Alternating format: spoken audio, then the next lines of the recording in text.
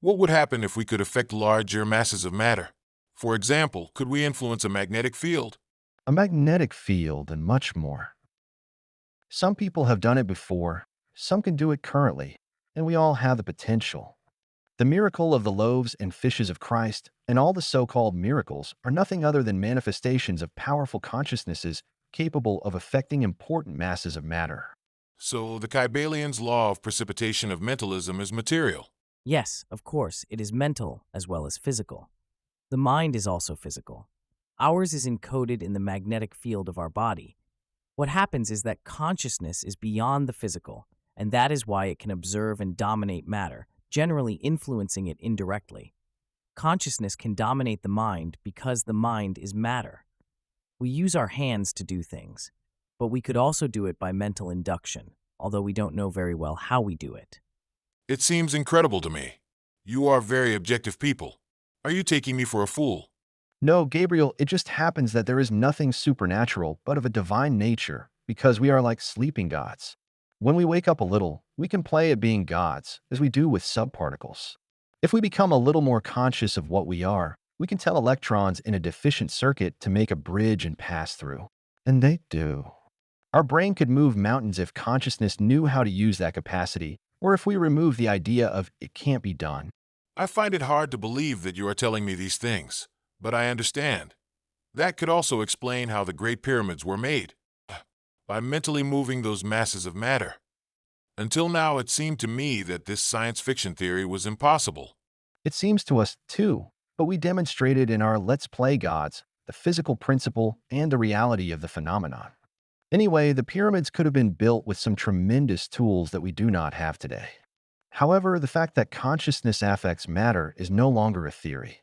Miraculous cures are nothing more than mental orders to a set of matter to return to the original mold or the conditions it had at a previous time so that the body returns to the conditions of last month or year, for example. And a person has many sensitive points on more subtle planes, which facilitate this process.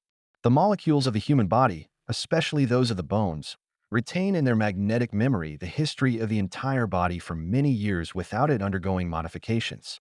If osteologists trained themselves and removed their mental conditioning, they would perform the greatest miracles, such as welding bones in a few minutes, with nothing else but their brains. And all of this is perfectly explainable from quantum physics. There is nothing supernatural. We only have to wake up, learn, and know more about how things work. Man is like a representation of God, and consciousness is like a divine atom. But credulous faith is of no use. Knowledge is needed, awakening. You say the words of Gurdjieff or a Rosicrucian master rather than those of a scientist. Being a scientist does not mean being a mystic, but we do touch a bit on the esoteric. If you like numbers, I would give you a mathematical demonstration that God exists, without a doubt, and I would tell you how it is represented in a series of equations in various planes of existence. Frankly, I am not a mystic, nor do I have any religion.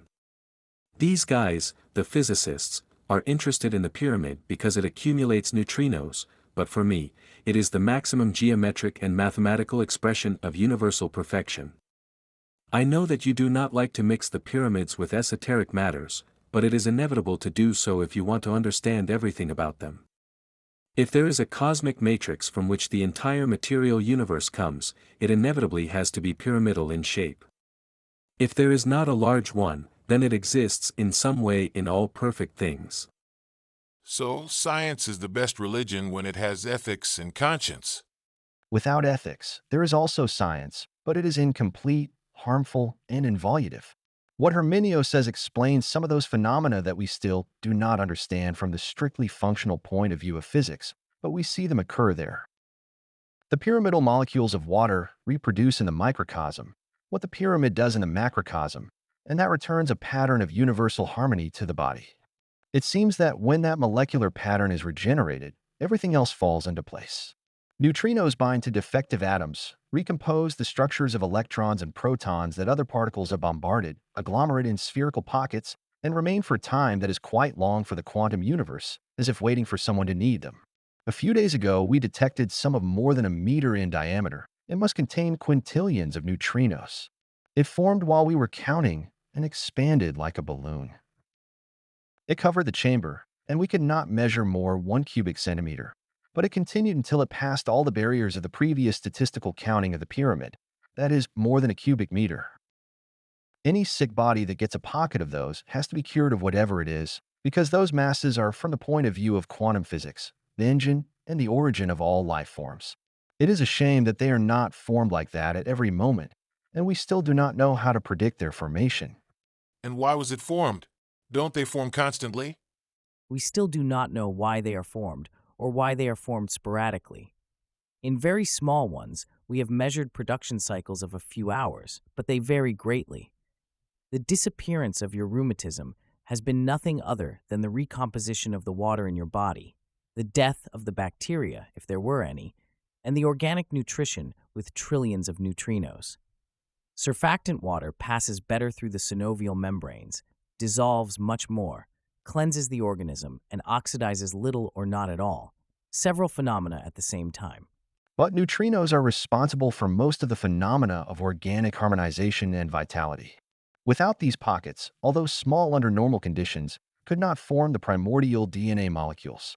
These pockets of neutrinos that the pyramid helps to form larger and accumulate are the source of life everywhere. Sometimes I get the feeling that organic samples help to attract them.